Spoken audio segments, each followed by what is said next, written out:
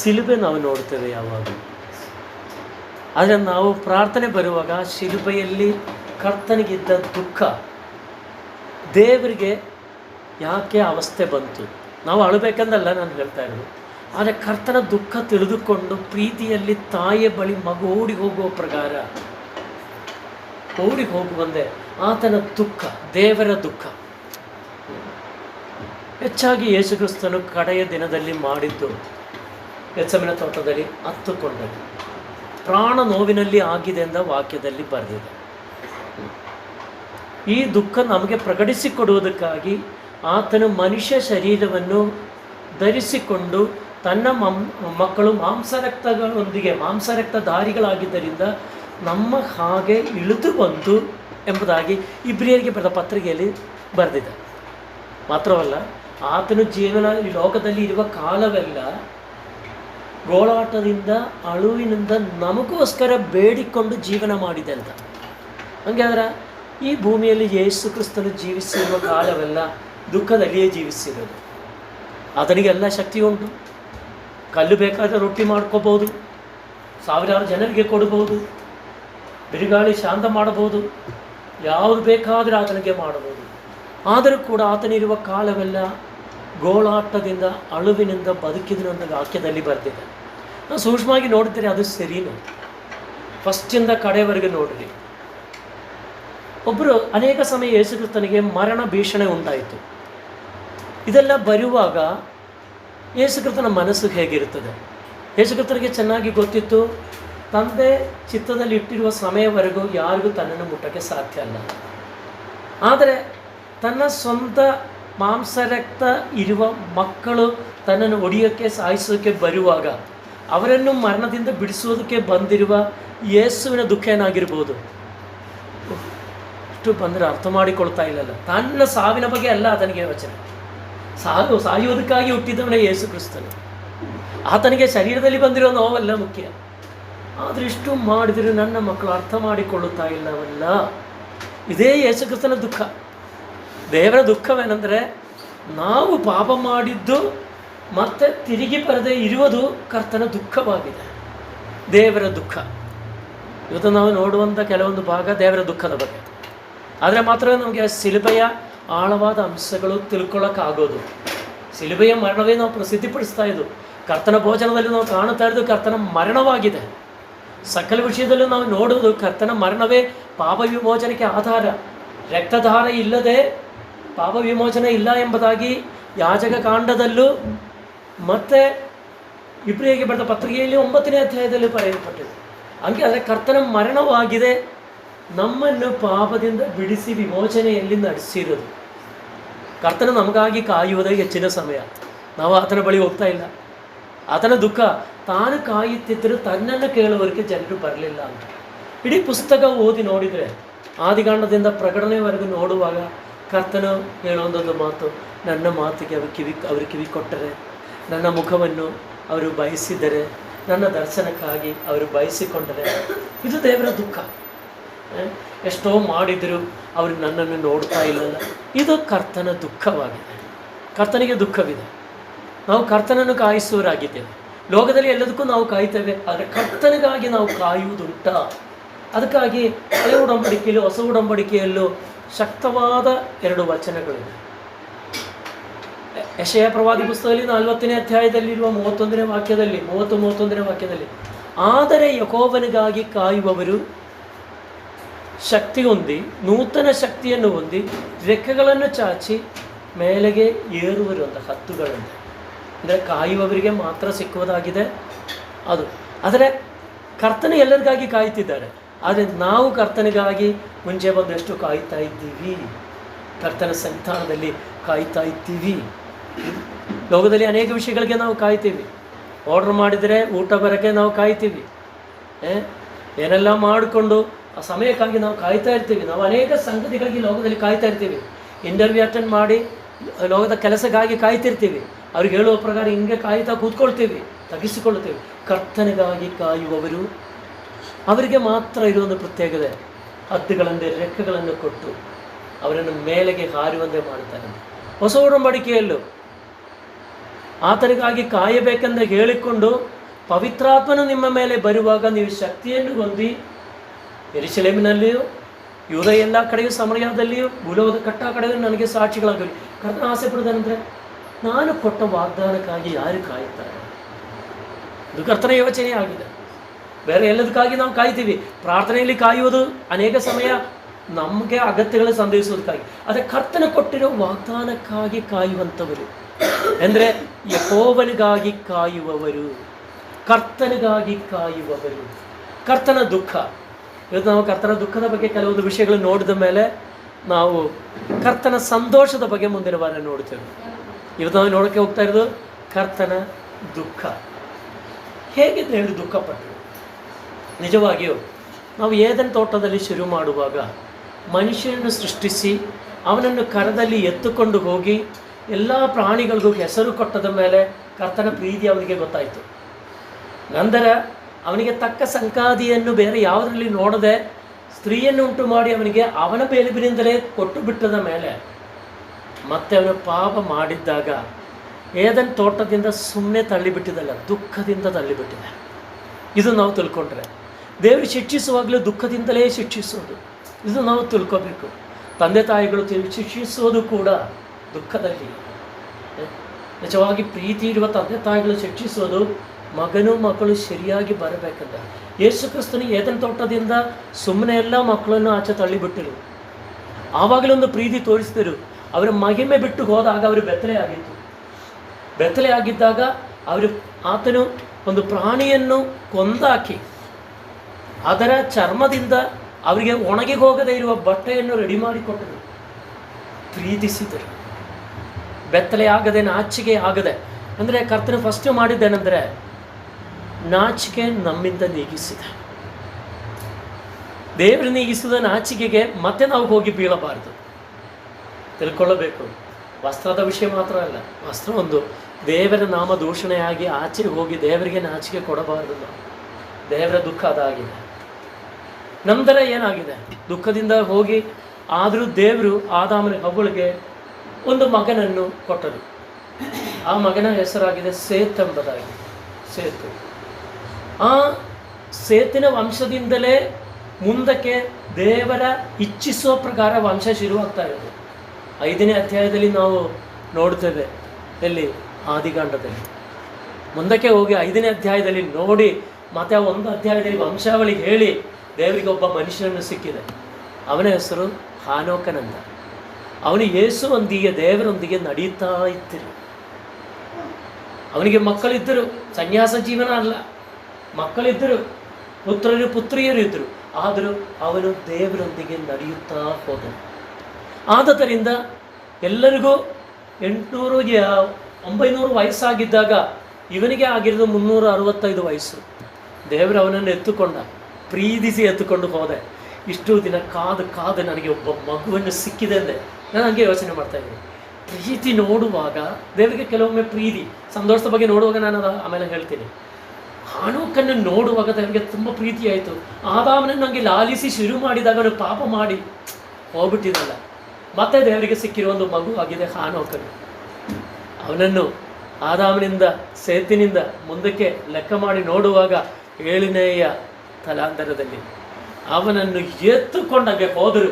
ನನಗೆ ಒಂದು ಮಗುವನ್ನು ಭೂಮಿಯಿಂದ ಸಿಕ್ಕಿದೆ ಅಂತ. ಮರಣ ಕಾಣದೆ ಎತ್ತಲ್ಪಟ್ಟ ಮೊದಲನೆಯ ಮನುಷ್ಯ. ಆ ಮನುಷ್ಯನು ನಮಗೂ ಕೂಡ ಪ್ರಯೋಜನವಾಗಿರುವ ಒಂದು ದರ್ಶನ ನೋಡಿದ. ಭೂಮಿಯಲ್ಲಿ ನಡೆಯುವಾಗ ಪ್ರವಾದನೆ ಮಾಡುವ ಒಂದು ದರ್ಶನ ನೋಡಿದೆ. ಅದು ಯೂದನ ಬರೆದ ಪತ್ರಿಕೆಯಲ್ಲಿ ಬರೆದಿದೆ. ಕರ್ತನು ಅಸಂಖ್ಯವಾಗಿರುವ ದೂತರುಗಳೊಂದಿಗೆ ಪರಿಶುದ್ಧರೊಂದಿಗೆ ಬರುತ್ತಿದ್ದಾನೆ ಎಂಬುದಾಗಿ. ತಿರುಗಿ ನಾವು ಎತ್ತಲ್ಪಡುವಂಥ ಸಂಗತಿಯಾಗಿದೆ ಅಲ್ಲಿ ತೋರಿಸ್ತಾ ಇರೋದು. ಮೊದಲನೇದಾಗಿ ಎತ್ತಲ್ಪಟ್ಟ ಮನುಷ್ಯನು ಪ್ರವಾದನೆ ಮಾಡಿದ್ದೇನೆಂದರೆ ನಾವು ಪ್ರತಿಯೊಬ್ಬರಿಗೂ ಕೂಡ ದೇವರ ಜೊತೆ ಎತ್ತಲ್ಪಡುವಂಥ ಸಮಯ ಬರುತ್ತಿದೆ. ಕಾಯಿರಿ ಕಾಯಿರಿ ಕಾಯಿರಿ ಅಂತ. ಇವತ್ತು ನಾವು ಕಾಯ್ತಾ ಇರೋದು ಯಾವುದಕ್ಕೋಸ್ಕರ? ಯೇಸು ಕ್ರಿಸ್ತನ 2ನೆಯ ಬರುವಿಕೆಗಾಗಿ. ಕಾಯುವವರು ಎತ್ತಲ್ಪಡ್ತಾರೆ, ಕೇವಲವಾಗಿ ಬರುವವರು ಎತ್ತಲ್ಪಡಲ್ಲ. ದೇವರಿಗೆ ದುಃಖ. 10 ಮಂದಿ ಕನ್ಯರಿದ್ದರು, 5 ಮಂದಿ ಮಾತ್ರ ಕಾಯುವುದಕ್ಕಾಗಿ ಸಿದ್ಧರಾದರು. 5 ಮಂದಿ ಪರವಾಗಿಲ್ಲ, ಬಂದರೆ ಆಗಲಿ ಅಂತ ಕೂತ್ಕೊಂಡ್ರು. ಅವರಿಗೆ ಗೊತ್ತಿತ್ತು ಮದುಮಗನು ಬರುತ್ತಿದ್ದಾನಂತ. ಆದರೆ ಅವರು ದುಃಖ ಪಡಬೇಕಂದ ಸಮಸ್ಯೆ ಬಂತು. ಯಾಕೆಂದರೆ ಕರ್ತನೆ ಬರುವ ಸಂದರ್ಭದಲ್ಲಿ ಅವರು ನಿಂತಿರುವ ಸ್ಥಾನದಿಂದ ಅಗಲವಾಗಿ ಹೋಯಿತು. ದೇವರಿಗೆ ದುಃಖವಾಗಿದೆ. ಇಲ್ಲಾಂದರೆ ಹೇಳಲ್ಲ. ನನಗೆ ನಿಮಗೆ ಯಾರೆಂದು ಗೊತ್ತಿಲ್ಲ ಅಂತ ಹೇಳಲ್ಲ. ಯಾಕೆಂದರೆ ಅಷ್ಟು ಸಮಯ ಕಾದು ಕಾದು ಕಾದು ನಿಂತು ಅವರಾದು ತಿಳ್ಕೊಂಡಿಲ್ಲ. ಆ್ಯಕ್ಚುಲಿ ಅಷ್ಟು ಸಮಯ ಸಂಜೆಯಿಂದ ಅವರು ಕಾಯುತ್ತಿರುವಾಗ ಅವರ ಎಣ್ಣೆಯ ಲೆಕ್ಕ ಅವರು ಕೇಳಿಕೊಳ್ಳಲಿಲ್ಲ, ಯೋಚನೆ ಮಾಡಲಿಲ್ಲ. ಅವರಿಗೆ ಹೆಸರು ಬರುವಾಗ ಬರಲಿ ಅಂತ ಕೊಟ್ಟಿರುವ ಜವಾಬ್ದಾರಿಯಲ್ಲಿ ತವಕಪಟ್ಟು ಕಾಯ್ತಿರಲಿಲ್ಲ. ಇದು ಕರ್ತನಿಗೆ ದುಃಖವಾಯಿತು. ಹಂಗಾರೆ ಕರ್ತನ ದುಃಖದ ಬಗ್ಗೆ ನಾವು ಕೇಳಿ ಬಂದಿದ್ದೀವಿ. ಹಂಗೆ ಶಿಲುಬೆ ನೋಡುವಾಗ ಒಂದು ಗುಡ್ ಫ್ರೈಡೆ, ಇಲ್ಲವಾದರೆ ಆ ಗುಡ್ ಫ್ರೈಡೆಗೆ ಹತ್ತಿರ ಬರುವ ದಿನಗಳಲ್ಲಿ ಯೋಚಿಸುವುದಂತ ಅಲ್ಲ ದುಃಖ. ಕರ್ತನ ಬಳಿಯಿಂದ ದೂರ ಹೋಗುವಾಗ ದುಃಖ ಪಡುವ ಕರ್ತನ ಮನಸ್ಸು ಕಂಡ್ರೆ ಅದು ದಿನಕ್ಕೆ ಸೇರಿದ್ದಲ್ಲ, ಹೃದಯಕ್ಕೆ ಸಂಬಂಧಪಟ್ಟಿದ್ದಾಗಿದೆ. ಕರ್ತನಿಗೆ ಅದೇ ಬೇಕಾಗಿರೋದು. ನಾವು ಹಾಡ್ತೀವಿ ತಮಿಳಲ್ಲಿ ಹೀಗೆ ಹಾಡು, தங்கத்தை கேட்கவில்லை வைரத்தை கேட்கவில்லை உள்ளத்தை கேட்டாரையா, தங்கத்தை கேட்கவில்லை வைரத்தை கேட்கவில்லை உள்ளத்தை கேட்டாரையா, ஆஸ்தியை கேட்கவில்லை அஸ்தை கேட்கவில்லை உள்ளத்தை கேட்டாரையா, ஆஸ்தியை கேட்கவில்லை அஸ்தை கேட்கவில்லை உள்ளத்தை கேட்டாரையா, நான் தேடி போகவில்லை என்னை தேடி வந்தாரையா, நான் தேடி போಗವಿಲ್ಲ என்னை தேடி வந்தார். ನಾವು ಕಾಯಲಿಲ್ಲ, ನಮ್ಮನ್ನು ಹುಡುಕಿ ಬಂದರು. ಜಕ್ಕಾಯನ ವಿಷಯದಲ್ಲಿ ಜಕ್ಕಾಯನ ಬಂದು ಕೂಗಿ ಕೂತ್ಕೊಂಡಿರೋದಲ್ಲ, ಅಲ್ಲಿ ಕರ್ತನೆ ಹೇಳೋದೇನೆಂದರೆ ಕಾಣದೆ ಹೋಗಿದ್ದನ್ನು ಹುಡುಕಿ ನಾನು ಬಂದಿದ್ದೇನೆ. ನಿಜವಾಗಿಯೂ ದೇವರ ಮುಂಚೆ ಪ್ಲಾನ್ ಮಾಡಿದ್ದಾರೆ, ಜಕ್ಕಾಯನ ಮನೆಯಲ್ಲಿ ಹೋಗಿ ನಾನು ವಾಸ ಮಾಡಬೇಕಂತೆ. ನಮ್ಮ ಕಥೆಯಲ್ಲಿ ನೋಡುವಾಗ ಜಕ್ಕಾಯನ ಗಾಯ್ತಿರ್ತಾನೆ, ನೋಡ್ತಿದ್ದಾನೆ, ಅದು ದೇವರು ಅಂಗೀಕರಿಸಿದೆ. ಆದರೆ ಹೃದಯ ಏನಂದರೆ ಇವತ್ತು ನಾನು ಜಕ್ಕಾಯನ ಮನೆಯಲ್ಲಿ, ನಿನ್ನ ಮನೆಯಲ್ಲಿ ವಾಸ ಮಾಡಬೇಕಂತ. ಅವನು ಆಸ್ತಿ ಪಾಸ್ತಿ ಎಲ್ಲ ಕೊಟ್ಟಿರೋದು ಬಡವರಿಗೂ ಮೋಸ ಮಾಡಿದವರಿಗೆ ಅಲ್ವಾ, ಯೇಸು ಕ್ರಿಸ್ತನಿಗಲ್ಲ. ಕಾಣಿಕೆ ಬಗ್ಗೆ ನಾವು ಯೋಚನೆ ಮಾಡಬಾರ್ದು ಅಂತ ನಾನು ಹೇಳ್ತಾ ಇದ್ದೀನಿ. ಫಸ್ಟ್ ಹೇಳಬೇಕಾಗಿರೋದು ಹೃದಯ. ಅದಕ್ಕೆ ನಾವು ಇಲ್ಲಿ ಬರುವ ಪ್ರತಿಯೊಬ್ಬರಿಗೂ ಆಚೆಯಿಂದ ಇನ್ನೂ ನಂಬಿಕೆಯಲ್ಲಿ ಬರದೇ ಇರೋರು ದುಡ್ಡು ಕೊಡ್ತೀನಿ ಅಂತ ಮೊನ್ನೆ ಕೂಡ ಹೇಳುವಾಗಲೂ ಹೇಳಿದ ಮಾತೇನೆಂದರೆ, ದುಡ್ಡು ಬೇಡಪ್ಪ, ಅಷ್ಟು ನೀವು ಹೃದಯ ಕೊಡ್ರಿ ಅಂತ. ಹಣದಿಂದ ಏನು ಪ್ರಯೋಜನ? ಹೃದಯ ಕೊಡದೇ ಇರುವ ಯಾವುದರಲ್ಲಿ ಏನು ಪ್ರಯೋಜನ? ಕರ್ತನಿಗೆ ಅದರಲ್ಲಿ ಮೆಚ್ಚುಗೆ ಇಲ್ಲವೇ ಇಲ್ಲ. ಯಾಕಂದರೆ ಕರ್ತನ ದುಃಖ ನಮ್ಮ ಬಗ್ಗೆ. ನಾವು ತಿರುಗಿ ಬರ್ತಾರೆ, ನಮ್ಮ ಹಣದ ಮೇಲೆ ಅವರಿಗೆ ಇಷ್ಟ ಇಲ್ಲ. ಕರ್ತನ ಹೇಳ್ತಿದ್ದಾನೆ ಇಲ್ಲಿ ಕೀರ್ತನದಲ್ಲಿ, ಹೇಗೆ ಅಂದರೆ, ನಾನು ಕೋಮೆಯಾಗ ಕುರಿಗಳ ಮೇಲೆ ಮೋಹ ಇಟ್ಟಿದೆಯಾ, ನೀನದು ಕೊಡಬೇಕಾ? ಇದೆಲ್ಲ ನನ್ನದಲ್ವಾ? ನನಗೆ ಬೇಕಾದರೆ ನಾನು ಹಿಡಿದು ತಿನ್ಬೋದಲ್ಲ, ನಿನ್ನ ಹತ್ರ ಕೇಳಬೇಕಾ? ನಿನ್ನ ಹತ್ರ ಕೇಳಿದ ಯಾಕೆ? ನಾನು ಕರುಣೆಯೇ ಇಚ್ಛಿಸಿದೆ, ನಿನ್ನ ಹೃದಯ ನಾನು ಇಚ್ಛಿಸಿದೆ ಅಂತ ಅರ್ಥ. ಒಡೆದು ಹೋಗಿರುವ, ಮುರಿದು ಹೋಗಿರುವ ಮನಸ್ಸು ಹೃದಯದ ಅವರಿಗೆ ಇಷ್ಟ ಯತ್ನ. ಕರ್ತನಿಗೆ ಬೇಕಾಗಿರೋದು ಅದೇ. ಆವಾಗ ಒಂದು ಪಶುವನ್ನು, ಬಲಿಪಶುವನ್ನು ಕೊಡುವಾಗ ತಿಳ್ಕೋಬೇಕು, ಈ ಒಂದು ಬಲಿಪಶುವಿನ ಜೀವ ಕೊಡೋಕ್ಕೆ ನಿನಗಾಗಲ್ಲ, ಜೀವ ನೀನು ತೆಗೆಯೋದಾದರೆ ಅದು ನಿನ್ನ ಪಾಪಕ್ಕೆ ಕಾರಣ ಅಂತ. ಕಡೆಯದಾಗಿ ಯೇಸುಕ್ರಿಸ್ತನ ಪ್ರಾಣಕ್ಕೆ ಸಮಾನ ಮಾಡಿಕೊಂಡ. ಅದಾಗಿದೆ ಶಿಲುಬೆಯಲ್ಲಿ ನಾವು ನೋಡಿರೋದು ಕರ್ತನ ದುಃಖ. ಕರ್ತನ ದುಃಖ ಏನಾಗಿದೆ? ಕೆಲವೊಂದು ವಿಷಯಗಳು ನಾವು ಇನ್ನು ಮುಂದಕ್ಕೆ ನೋಡೋಣ. ನಾವು ನಮ್ಮ ಆದಿಕಾಂಡದಿಂದಲೇ ಒಂದು ವಾಕ್ಯ ಓದೋಣ. 6ನೇ ಅಧ್ಯಾಯ 5-6 ವಾಕ್ಯಗಳು ನಾವು ನೋಡೋಣ. ಆದಿಕಾಂಡ 6ನೇ ಅಧ್ಯಾಯ 5, 6, 7 ವಾಕ್ಯಗಳು, 3 ವಾಕ್ಯಗಳು ನಾವು. ಮನುಷ್ಯರ ಕೆಟ್ಟತನವು ಭೂಮಿಯ ಮೇಲೆ ಹೆಚ್ಚಾಗಿರುವುದನ್ನು, ಅವರು ಹೃದಯದಲ್ಲಿ ಯೋಚಿಸುವುದೆಲ್ಲವೂ ಯಾವಾಗಲೂ ಬರೀ ಕೆಟ್ಟದ್ದಾಗಿರುವುದನ್ನು ಯೆಹೋವನು ನೋಡಿ ತಾನು ಭೂಮಿಯ ಮೇಲೆ ಮನುಷ್ಯರನ್ನು ಉಂಟು ಮಾಡಿದ್ದಕ್ಕೆ ಪಶ್ಚಾತ್ತಾಪಪಟ್ಟು ತನ್ನ ಹೃದಯದಲ್ಲಿ ನೊಂದುಕೊಂಡನು. ಅಪ್ಪ, 2 ಸಂಗತಿಗಳು, 2 ಹೃದಯದ ಬಗ್ಗೆ ಅಲ್ಲಿ ಬರೆಯಲ್ಪಟ್ಟಿದೆ. ಹಾರ್ಟ್, ಒಂದು ದೇವರ ಹೃದಯ, ಇನ್ನೊಂದು ಮನುಷ್ಯನ ಹೃದಯ. ಮನುಷ್ಯನ ಹೃದಯದಲ್ಲಿ ನೋಡೋದು ಅವನ ಕೃತ್ಯಗಳಲ್ಲ, ಕೃತ್ಯಗಳಕ್ಕಿಂತ ಮುಂಚೆ ಹೃದಯ ಕೆಟ್ಟದಾಗಿದೆ. ಇದೇ ದೇವರ ದುಃಖ. ಮನುಷ್ಯನ ಹೃದಯ ಸಕಲ ಕೆಟ್ಟತನಗಳಲ್ಲಿ ತುಂಬಿ ಹೋಗಿ ಅವನ ನಿರೂಪಣೆಗಳು ಕೂಡ, ಯೋಚನೆಗಳು ಕೂಡ ಕೆಟ್ಟವುಗಳಾಗಿದ್ದರಿಂದ ದೇವರು ಪಶ್ಚಾತ್ತಾಪಪಟ್ಟು, ಮನುಷ್ಯನ ಸೃಷ್ಟಿ ಮಾಡಿದರಲ್ಲಿ ಪಶ್ಚಾತ್ತಾಪಪಟ್ಟು ಹೃದಯದಲ್ಲಿ ನೊಂದುಕೊಂಡರು ಅಂತ. ನಾವು ಪ್ರತಿಯೊಂದು ತಪ್ಪು ಮಾಡುವಾಗಲೂ ದುಃಖ ಪಡುವಂಥ ಹೃದಯ ತಾಯಿಯ ಹೃದಯ ಅಲ್ಲ. ತಾಯಿಗೂ ಕೆಲವೊಮ್ಮೆ ಗೊತ್ತೇ ಆಗಲ್ಲ, ತಂದೆಗೂ ಗೊತ್ತಾಗಲ್ಲ. ಸೃಷ್ಟಿಸಿದ ಹೃದಯಗಳನ್ನು ಶೋಧನೆ ಮಾಡುವ, ಅದಕ್ಕಾಗಿ ಕರ್ತನು ಹೃದಯಗಳನ್ನು ಶೋಧನೆ ಮಾಡ್ತಾ ಇದ್ದರು. ಅವನ ಹೃದಯ ನನ್ನಿಂದ ದೂರವಾಗಿದೆ. ಎಷ್ಟೋ ಸಮಯ ಹಳೆ ಒಡಂಬಡಿಕೆಯಲ್ಲಿ ಹೊಸ ಒಡಂಬಡಿಕೆಯಲ್ಲಿ ಎತ್ತಿಟ್ಟು ಹೇಳಿದೆ, ಇವರು ಬಾಯಿಂದ ನನ್ನ ಸ್ತುತಿಸ್ತಾರೆ, ಇವರ ತುಡಿಗಳು ಸ್ತುತಿಸ್ತಾ ಇದ್ದಾರೆ, ಆದರೆ ಹೃದಯ ನನ್ನಿಂದ ಅಗಲವಾಗಿದೆ ಅಂತ ಅಲ್ಲವಾ? ಅಂದರೆ ಕರ್ತನಿಗೆ ದುಃಖ. ಯಾವ ದುಃಖ? ನನ್ನನ್ನು ಸೃಷ್ಟಿಸಿದಲ್ಲಿ ಸೃಷ್ಟಿಕರ್ತನಿಗೆ ದುಃಖ. ಕಾರಣ ತಿಳ್ಕೋಬೇಕು, ನನ್ನ ಹೃದಯದ ಯೋಚನೆಗಳು ಚಿಂತೆಗಳು ಕೆಟ್ಟತನಗಳಾಗುವುದರಿಂದ. ಬೇರೆ ಯಾವುದೂ ಅಲ್ಲ ದೇವರ ದುಃಖ. ನಾನು ಎಷ್ಟು ಸುಂದರವಾಗಿ ಸೃಷ್ಟಿಸಿದೆ, ನನ್ನ ಹೋಲಿಕೆಯಲ್ಲಿ ಸೃಷ್ಟಿಸಿದೆ, ಕರುಣೆ ಪರಿಶುದ್ಧತೆ ಎಲ್ಲವನ್ನು ಕೊಟ್ಟು ಸೃಷ್ಟಿಸಿದೆ, ಪರಿಶುದ್ಧಿನೇ ಕಾಣ್ತಾ ಇಲ್ಲ, ಎಲ್ಲವನ್ನು ಕೆಟ್ಟು ಹೋಗಿದೆ. ನನಗೆ ದುಃಖ ಆಗ್ತಿದೆ. ಯಾಕೆ ನಾನು ನಿಮಗೆ ಸೃಷ್ಟಿಸಿದೆ? ಒಳ್ಳೆಯ ಕಂಪ್ಯೂಟ್ರು CPU ಹೋಗ್ಬಿಟ್ರೆ ಫುಲ್ ವೈರಸ್ ಆದರೆ ಬಿಸಾಕ್ತಿರಲ್ಲ, ಫುಲ್ ಸಿಸ್ಟಮ್ ರಿನ್ಯೂ ಮಾಡಬೇಕು. ಹಲ್ಲೆಲೂಯಾ. ದೇವರು ಕೊಡುವುದಕ್ಕಿಂತಲೂ ದೇವರಲ್ಲಿರುವ ಹೃದಯವಾಗಿದೆ ದೇವರು ಇಚ್ಛಿಸ್ತಾ ಇರೋದು. ಹಂಗೆ ದೇವರಿಗೆ ಒಂದು ದುಃಖ ಬಂತು. ಆ ದಿನದಿಂದಲೇ ದೇವರು ಒಬ್ಬನನ್ನು ಹುಡುಕುತ್ತಾ ಇರೋದು. ಹೇಗೆ ನನ್ನ ಮಕ್ಕಳನ್ನು ಸಂಧಿಸೋದು, ಹೇಗೆ ನನಗೆ ಇವರನ್ನು ಸಿಕ್ಕುವುದು, ದೇವರ ದುಃಖ ನಾವು ನೋಡಿ ಬರ್ತಾ ಇರೋದು.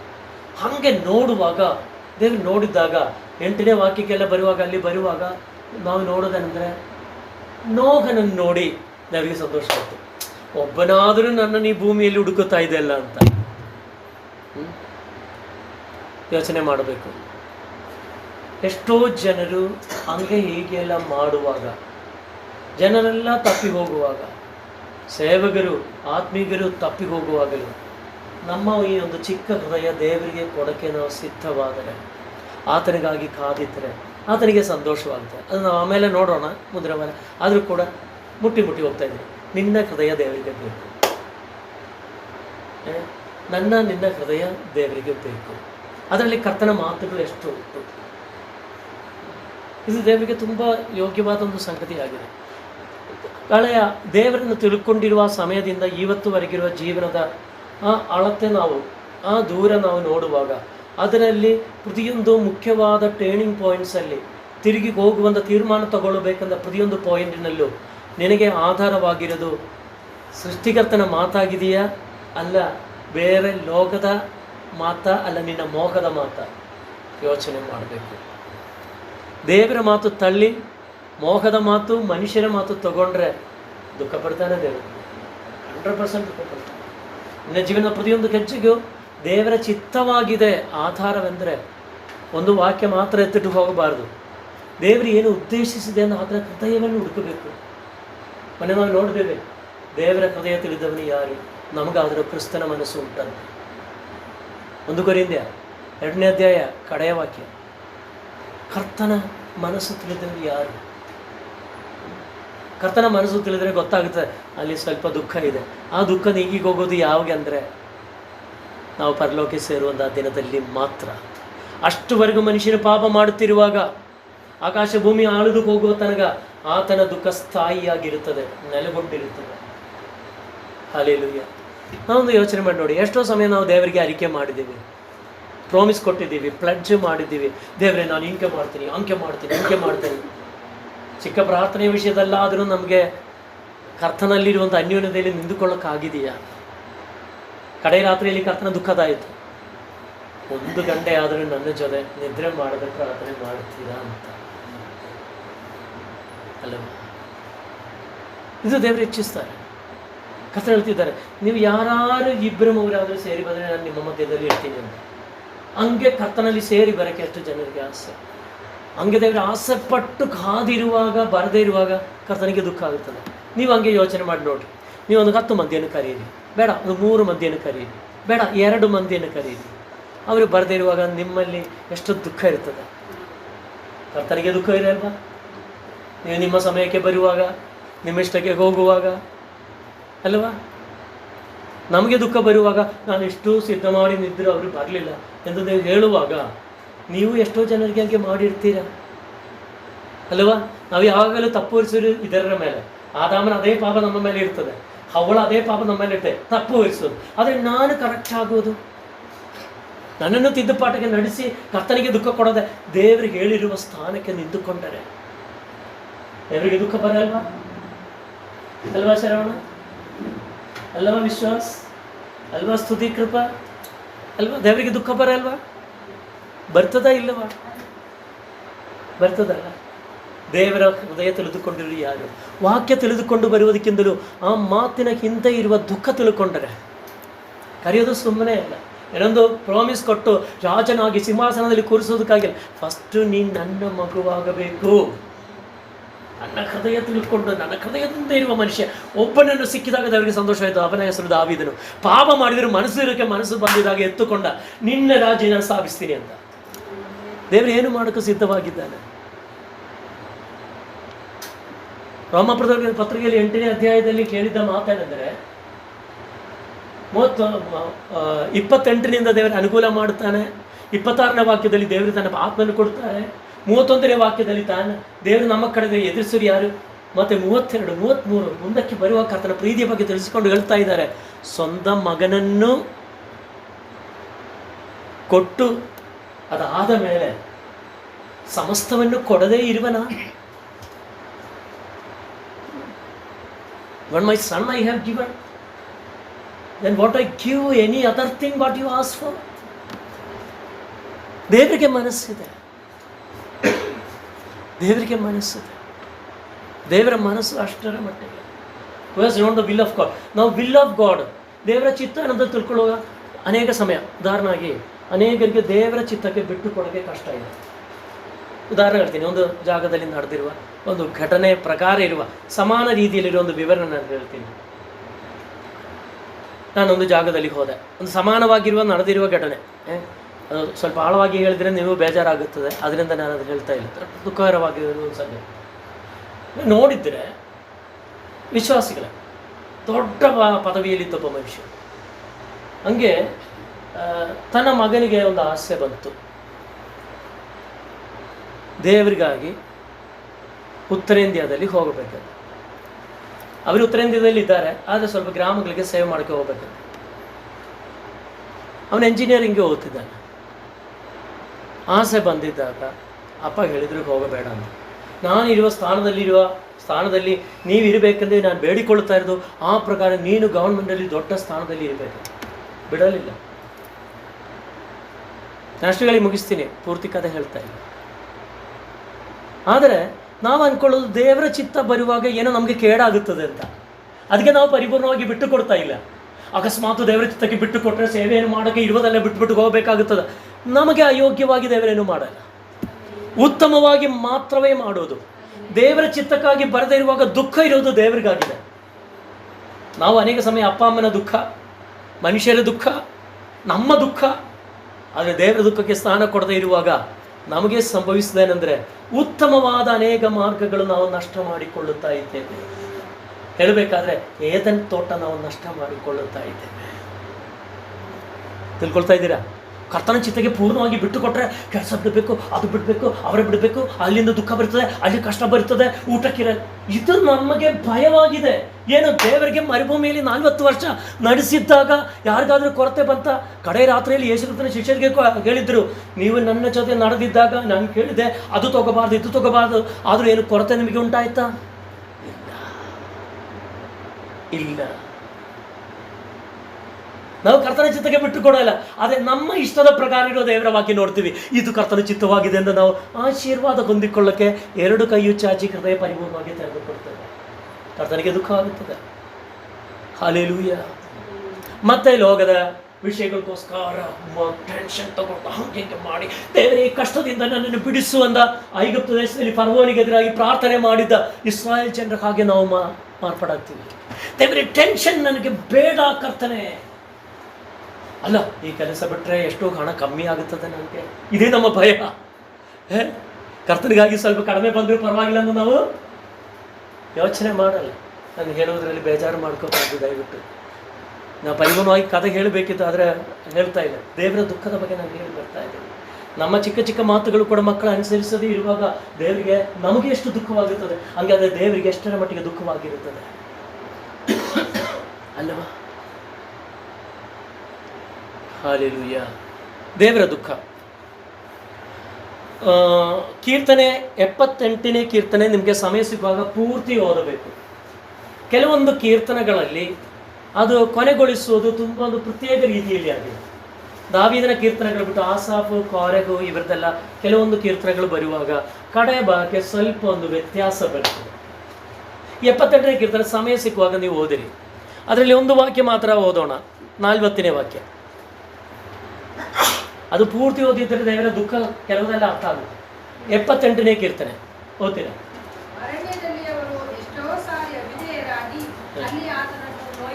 ಅಯ್ಯೋ, ಯಾರು ನೋಯಿಸಿದ್ರು? ಆತನಂತ ಹೇಳುವಾಗ ಕರ್ತನ ನೋಯಿಸಿದೆ. ಯಾವುದಿಂದ? ಅವಿಧೇಯತದಿಂದ. ಕಾಡಲ್ಲಿ ಅರಣ್ಯದಲ್ಲಿ ಹೋಗುವಾಗ 40 ವರ್ಷ ನೀರಿಗೆ ಸಮಸ್ಯೆ ಇರಲಿಲ್ಲ, ಮಾಂಸಕ್ಕೆ ಸಮಸ್ಯೆ ಇರಲಿಲ್ಲ, ಮಣ್ಣಾಗೆ ಸಮಸ್ಯೆ ಇರಲಿಲ್ಲ, ಮಳೆ ಬಿರುಗಾಳಿ ಯಾವುದು ಅವರಿಗೆ ಸಮಸ್ಯೆ ಮಾಡಲಿಲ್ಲ. ಮಾಟಮಂತ್ರ ಮಾಡಕ್ಕೆ ಬಂದಿದ್ದಾಗಲೂ ಅದಕ್ಕೂ ಅವರಿಗೆ ಸಮಸ್ಯೆ ಇರಲಿಲ್ಲ. ಕಾದು ಕಾದು ಕಾದು ನಡೆಸಿದ್ದಾಗಲೂ ಅಷ್ಟೂ ಕಾದು ಪರಿಭಾವಿಸಿ ನೋಡುವಾಗ ಅದೇ ಕೆನ್ನಕ್ಕೆ ಉಗುಳಿದ ಆ ಇಸ್ರಾಯೇಲ್ ಜನರನ್ನು ನೋಡಿ ದುಃಖ ಆಯಿತು. ಅದು ಅವರ ಒಳ್ಳೆಯದಕ್ಕಾಗಿ ಈ ದಾರಿಯಲ್ಲಿ ನಡೆಯಬೇಕೆಂದು ಹೇಳಿರೋದು. ನಡೆಯದೇ ಇರುವಾಗ ಕರ್ತನ ಹೃದಯ ನೊಂದುಕೊಂಡೆ. ದೇವರ ದುಃಖ. ದೇವರಿಗೆ ವಿಕಾರ ಉಂಟಾ? ಉದ್ವೇಗಗಳುಂಟಾ? ಮಾನಸಿಕ ಸಮಸ್ಯೆಗಳುಂಟಾ? ಉಂಟು, ದೇವರಿಗೆ ಉಂಟು. ಆದರೆ ನಂತರ ಇರುವ ಸುಮ್ಮನೆ ಸೆಂಟಿಮೆಂಟ್ಸ್ ಅಲ್ಲ ಕರ್ತನಿಗೆ ಇರೋದು. ಆತನಿಗಿರುವುದು ನಿಜವಾದ ದುಃಖ, ನಿಜವಾದ ದುಃಖ, ನಿಜವಾದ ದುಃಖ. ಆ ದುಃಖದ ಒಂದು ಚಿಕ್ಕ ವ್ಯತ್ಯಾಸ ನಾನು ಹೇಳ್ತೀನಿ. ನನ್ನ ಸ್ನೇಹಿತನ ತಾಯಿ ತೀರ್ಕೊಂಡ್ಬಿಟ್ರು. ನಾನು ಅಲ್ಲಿಗೆ ಹೋದೆ.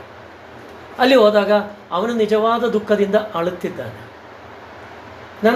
ನನಗೆ ಅವನನ್ನು ನೋಡುವಾಗ ದುಃಖ ಬರ್ತದೆ, ಸ್ವಲ್ಪ ಅರ್ಥ ಮಾಡಿಕೊಂಡಿರುವ ದುಃಖ. ಆದರೆ ನಾನು ತಿರುಗಿ ಬರುವಾಗ ಅದನ್ನು ನಾನು ಮರ್ತು ಬಿಡ್ತೀನಿ.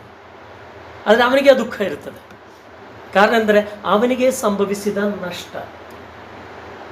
ನಾವು ಈ ಲೋಕದಲ್ಲಿರುವ ಜನರು ಕೆಟ್ಟು ಹೋಗೋದೆಲ್ಲ ನೋಡುವಾಗ ಕೆಲವೊಮ್ಮೆ ಗೋಳಾಡಿ ಪ್ರಾರ್ಥನೆ ಮಾಡ್ತೀವಿ. ಆ ಗೋಳಾಡೋ ಸಮಯಕ್ಕೆ ಮಾತ್ರ.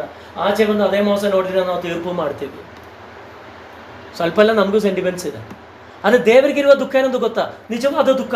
ನನ್ನ ಮಕ್ಕಳು ಹೋಗುತ್ತಾ ಇರೋದು ಕಣ್ಣು ನೋಡಿ ನೋಡಿ ಅವರ ಹೃದಯಗಳು ಶೋಧನೆ ಮಾಡಿ ನೋಡುವಾಗ ಹೋಗೋದು ಮತ್ತೆ ತಪ್ಪಿಗೆ. ದುಃಖ ಬರ್ತದಾ ಇಲ್ಲವ? ಕರ್ತನ ದುಃಖ ನಿಜ ದುಃಖ. ನೋಡಿ ಅವರಿಗೆ ಅನುಕೂಲತೆ ಮಾಡುವಾಗಲೂ ತಪ್ಪಿಗೋಗಿ ಬೆಳೆದಿರೋ ಮಾತುಗಳು ಮಾತನಾಡಿ ಅಸಹನೀಯವಾದ ರೀತಿಯಲ್ಲಿ ಹೋಗುವಾಗ ಕರ್ತನಿಗೆ ದುಃಖ. ಕರ್ತನಿಗಿರುವ ದುಃಖ ನಿಜ ದುಃಖ. ಅದಕ್ಕೆ ಶಿಲುಬೆಯಲ್ಲಿ ಇರುವಾಗಲೂ ಎಷ್ಟೋ ನಿಂದಗಳೆಲ್ಲ ಎಷ್ಟರ ಮಟ್ಟಿಗೆ ಸಹಿಸಿದ್ರು ಕೂಡ ತಂದೆ ಇವರು ಮಾಡೋದೆಂದು ಇವರಿಗೆ ಗೊತ್ತಿಲ್ಲ, ಕ್ಷಮಿಸಿ. ಒಂದು ಕಳ್ಳ ಏನೋ ಒಂದು ಮಾತಾಡಿದ್ರು, ಮನಸ್ಸು ತಿರುಗಿದ್ದು ಒಬ್ಬನ್ನು ನೋಡಿದಾಗ ತುಂಬ ಸಂತೋಷ ಆಯಿತು. ತಿರುಗಿ ಹೇಳ್ದೆ, ಇವತ್ತೇ ನೀನು ನನ್ನ ಜೊತೆ ಪರದೇಶದಲ್ಲಿ ಇರ್ತೀವಿ. ಸಾಯುವ ಕರ್ತನೆ ಹೇಳ್ತಾ ಇದ್ದು, ಮನುಷ್ಯರಿಗೆ ಅದು ನಂಬಕ್ಕಾಗಲ್ಲ, ನಂಬಿಕೆಯುಳ್ಳವರಿಗೆ ಮಾತ್ರವೇ ಅದು ಅರ್ಥ ಮಾಡಿಕೊಳ್ಳೋಕ್ಕಾಗೋದು. ಕರ್ತನ ದುಃಖ ಏನಂದರೆ ಇವರು ಮಾಡೋದೆಂದು ಇವರಿಗೆ ಗೊತ್ತಿಲ್ಲ ಅಂತ. ಇನ್ನೊಂದು ದುಃಖ, ಅಲ್ಲಿರುವ ಗವರ್ನರ್ಗೆ ಗೊತ್ತಾಯಿತು, ಪಿಲಾತನಿಗೆ ಗೊತ್ತಾಯಿತು ಇವನಲ್ಲಿ ಯಾವ ತಪ್ಪು ಇಲ್ಲ, ಹೊಟ್ಟೆಕಿಚ್ಚಿನಿಂದ ಕರ್ಕೊಂಡ್ಬಂದಿದ್ದಾರೆ.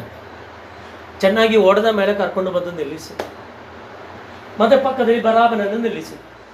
ಈಗೋ ನೀವು ಹೇಳಿದ ಮನುಷ್ಯ ಪಸ್ಕಾಪದ ದಿನದಲ್ಲಿ ಒಬ್ಬನನ್ನು ಬಿಡಿಸ್ತೀವಲ್ಲ, ಯೇಸು ಬೇಕಾ ಬರಾಬನ ಬೇಕಾ ಅಂತ. ಅವ್ರು ಹೇಳಿದ್ರು ಬರಾಬನ ಸಾಕು, ಯೇಸುವನ್ನು ಶಿಲುಬೆಯಲ್ಲಿ ಹಾಕು ಅಂತ. ಅನೇಕರಿಗೆ, ಸಾವಿರಾರು ಜನರಿಗೆ ಊಟ ಕೊಡಿಸಿದ ಕೈ, ಕುಷ್ಠರೋಗಿಗಳನ್ನು ಮುಟ್ಟಿಕೊಂಡಿರುವ ಕೈ, ಅನೇಕರ ಕಣ್ಣುಗಳು ತೆರೆದುಕೊಟ್ಟ ಆ ಕೈ ಮೊಳೆ ಹಾಕಿ ಶಿಲುಬೆಯಲ್ಲಿ ಇಡಕ್ಕೆ ಬಿಟ್ಟುಕೊಟ್ಟ. ಕರ್ತನಿಗೆ ಎಷ್ಟು ದುಃಖ ಬಂದಿರ್ಬೋದು. ಆದರೂ ತಂದೆಯಾದ ದೇವರು ಮನುಷ್ಯನಾದ ಯೇಸು ಕ್ರಿಸ್ತನಿಗೆ ಕೊಟ್ಟಿರುವ ಆ ಬಲದಿಂದ, ದೂತನನ್ನು ಕಳಿಸಿಕೊಟ್ಟಿರುವ ಬಲದಿಂದ ಆತನಿಗೆ ನಿಂತು ಸಹಿಸಿಕೊಳ್ಳಕ್ಕೆ ತಾನಾಗಿ ಶಿಲುಬೆಯನ್ನು ಹೊತ್ತುಕೊಂಡು ಹೋದರು. ತಿರಸ್ಕಾರ ಕಡೆಯ ಸಮಯದಲ್ಲೂ ಕೂಡ ಕರ್ತನ ದುಃಖ, ಸೃಷ್ಟಿಕರ್ತನ ದುಃಖ, ದೇವರ ದುಃಖ. ಅವರು ನನ್ನನ್ನು ಬಿಟ್ಟು ಆಶ್ಚರ್ಯವಾಗಿ ಅವರ ಕಣ್ಣಿನ ಮುಂದೆ ಕೊಲಪಾತಕ ಮಾಡಿದ್ದ ಬರಾಬನನ್ನು ಕೇಳಿದ ಅವರಿಗೆ ಊಟ ಕೊಟ್ಟ ಈ ಕೈಯನ್ನು ದುಃಖ ಬರ್ತದೆ. ನೀವೇ ಯೋಚನೆ ಮಾಡಿ, ನಿಮ್ಮ ಪಕ್ಕದಲ್ಲಿರುವ ಒಬ್ಬರು ಏನೋ ಒಂದು ಇದು ಮಾಡಿ ನಿಮ್ಗೆ ಎದುರಾಗಿ ಕೇಸ್ ಕೊಟ್ಟು ನೀವು ಅನೇಕ ಸಮಯ ಸಹಾಯ ಮಾಡಿರ್ತೀರ. ನಿಮಗೆ ಎದುರಾಗಿ ಕೇಸ್ ಕೊಟ್ಟು ದ್ರೋಹ ಮಾಡಿದ ಒಂದು ರೌಡಿಯನ್ನು ಮನೆಯಲ್ಲಿ ತಂದಿಡುವಾಗ ಎಷ್ಟು ದುಃಖ ಬರ್ತದೆ ಇಲ್ಲವೇ? ಸೃಷ್ಟಿಕರ್ತನಿಗೆ ಬಂದಿರೋ ದುಃಖ, ಪ್ರತಿಯೊಂದು ಕ್ಷಣದಲ್ಲೂ ಕರ್ತನಿಗೆ ಬಂದಿರೋ ದುಃಖ. ಯೆಶಾಯ ಪ್ರವಾದಿಯ ಪುಸ್ತಕ 63ನೇ ಅಧ್ಯಾಯ 9-10 ವಾಕ್ಯಗಳು. ಯೆಶಾಯ ಪ್ರವಾದಿಯ ಪುಸ್ತಕ 63ನೇ ಅಧ್ಯಾಯ 9-10 ವಾಕ್ಯಗಳು. ಹಾಂ,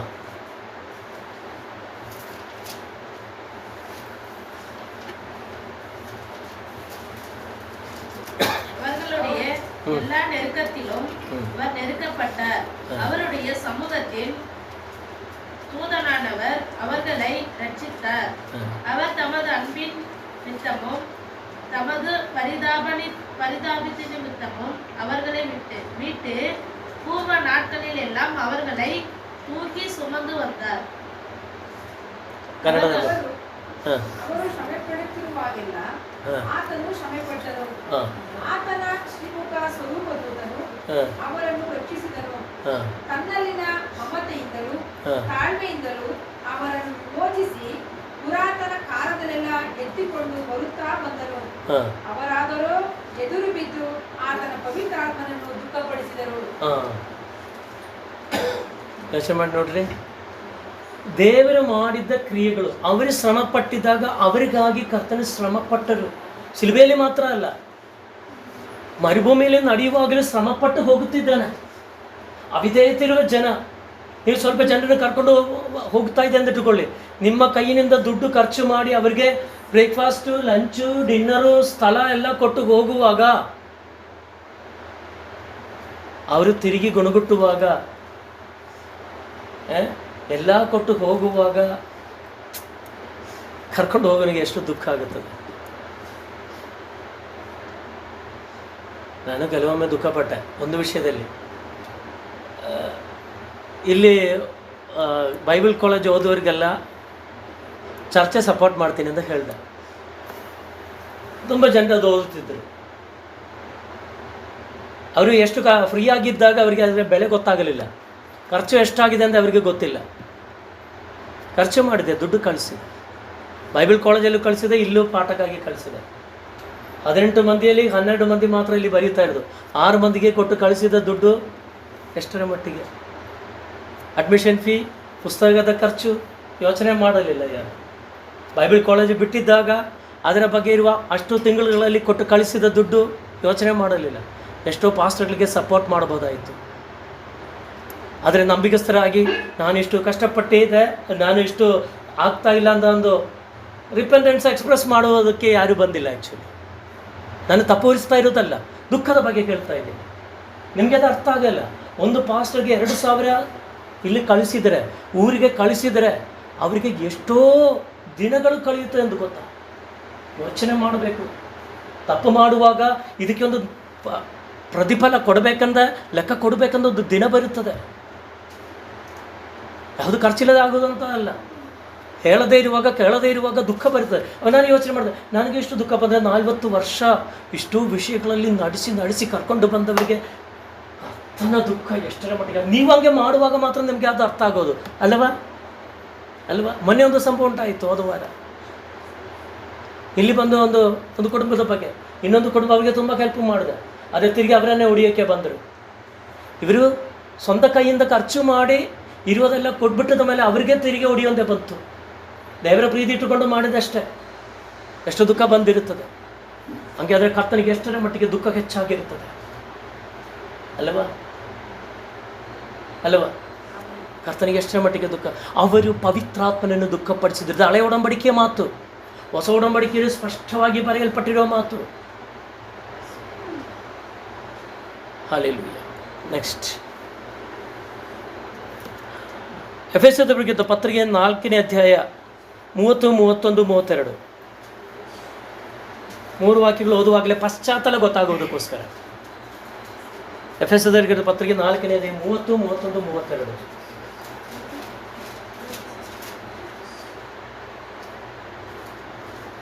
ದೇವರ ಪವಿತ್ರಾತ್ಮನನ್ನು ದುಃಖಪಡಿಸಬೇಡಿರಿ. ಆತನಲ್ಲಿಯೇ ವಿಮೋಚನೆಯ ದಿನಕ್ಕಾಗಿ ಮುದ್ರೆ ಹೊಂದಿದ್ದೀರಲ್ಲ. ಎಲ್ಲ ದ್ವೇಷ, ಕೋಪ, ಕ್ರೋಧ, ಕಲಹ, ದೂಷಣೆ ಇವುಗಳನ್ನು ಸಕಲ ವಿಧವಾದ ದುಷ್ಟತನವನ್ನು ನಿಮ್ಮಿಂದ ದೂರ ಮಾಡಿರಿ. ಒಬ್ಬರಿಗೊಬ್ಬರು ಉಪಕಾರಿಗಳಾಗಿ ಕರುಣೆಯುಳ್ಳವರಾಗಿ ಇದು ನೋಡುವಾಗ ಪವಿತ್ರಾತ್ಮನಿಗೆ ದುಃಖ ಹೇಗೆ ಬರ್ತಿಂದ ಗೊತ್ತಾಗುತ್ತದೆ. ಕೆಲವರು ಯೋಚನೆ ಮಾಡಿದ್ದು ಅನ್ಯ ಭಾಷೆ ಭಾಷಣ ಮಾಡುವಾಗ, ಕೆಲವರು ಜನರು ಹೇಳುವುದು ಕೇಳಿದ್ದೀನಿ, ಅನ್ಯ ಭಾಷೆ ಮಾತನಾಡುವಾಗ ಅದಕ್ಕೆ ಎದುರಾಗಿ ಮಾತನಾಡುವುದೇ ಪವಿತ್ರಾತ್ಮನಿಗೆ ಎದುರಾಗಿ ದುಃಖ ಬರುವುದು ಅಲ್ಲ. ವಿಮೋಚನೆಗಾಗಿ ನಮ್ಮನ್ನು ಪವಿತ್ರಾತ್ಮನ ಮುದ್ರೆ ಇಟ್ಟಿದ್ದಾಗ ನಾವು ಆ ಮಾತಿಗೆ ವಿಪರೀತವಾಗಿ ನಮ್ಮ ಹೃದಯಗಳು ಕೋಪ ಶಾಠ್ಯದ ದುಶ್ಚಿಂತಗಳಲ್ಲಿ ನಾವು ಹೋಗುತ್ತಿರುವಾಗ ಪವಿತ್ರಾತ್ಮನಿಗೆ ದುಃಖವಾಗುತ್ತದೆ. ಇಸ್ರಾಯೇಲ್ ಜನರ ಮೇಲೆ ಗುಣಗುಟ್ಟುವಿಕೆಯ ಇಸ್ರಾಯೇಲ್ ಜನರ ಮೇಲೆ ದುಃಖ ಬಂದಿದ್ದ ಪ್ರಕಾರ ದುಃಖವಾಗುತ್ತದೆ. ವಿಮೋಚಕನಾಗಿ ಯೇಸು ಕ್ರಿಸ್ತನ ರಕ್ತದಿಂದ ವಿಮೋಚಿಸಲ್ಪಟ್ಟ ನಾವು ಜೀವನ ಹಾದಿಯಲ್ಲಿ ಮುಂದಕ್ಕೆ ಕಡೆಯವರೆಗೆ ಹೋಗುತ್ತಿರುವಾಗ ಕರ್ತನ ಮಾತಿಗೆ ವಿಪರೀತವಾಗಿ ನಡೆಯುವಾಗೆಲ್ಲ ಪವಿತ್ರಾತ್ಮನಿಗೆ ದುಃಖವಾಗುತ್ತದೆ. Hallelujah, hallelujah. ಹಂಗಾದ್ರೆ ಇತನಿಗೆ ಹೇಳ್ತಿದ್ದಾನೆ, ಪವಿತ್ರಾತ್ಮನ ದುಃಖ ಪಡಿಸಬಾರದು.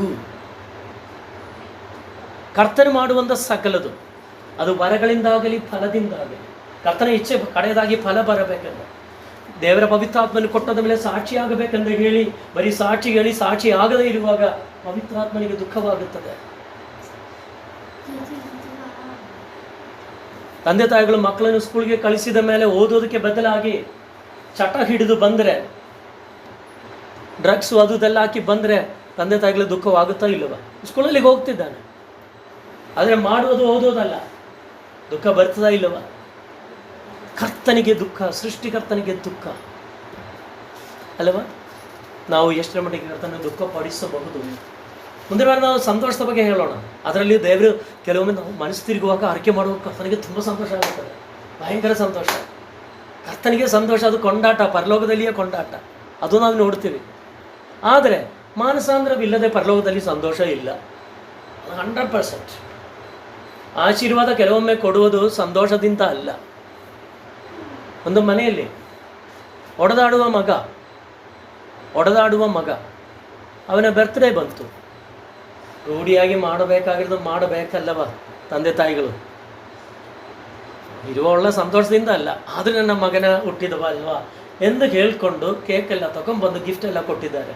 ಈ ಆಶೀರ್ವಾದ ಸಂತೋಷದಿಂದ ಬಂದಿರೋದ ದುಃಖದಿಂದ ಬಂದಿರೋದ? ಸಂತೋಷ. ನಾನು ಹೇಳ್ತೀನಿ ದುಃಖ. ಅವನು ಕೆಟ್ಟದಾಗಿ ಹೋಗ್ತಿದ್ದಾನೆ, ಫ್ರೆಂಡ್ಸ್ಗಳ ಜೊತೆ ಓಡಾಡ್ತಿದ್ದಾನೆ, ಆದರೂ ಬರೀ ಹುಟ್ಟಿದಮ್ಮ ಅಂತ ತಿಳ್ಕೊಂಡು ಅವನಿಗೋಸ್ಕರ ಏನೋ ಕೊಡೋಣ, ಮನಸ್ಸು ತಿರುಗಿದರೆ ಆಗಲಿ, ಮನಸ್ಸು ತಿರುಗಿದರೆ ಮಾತ್ರವೇ ಸಂತೋಷ ಬರುವುದು.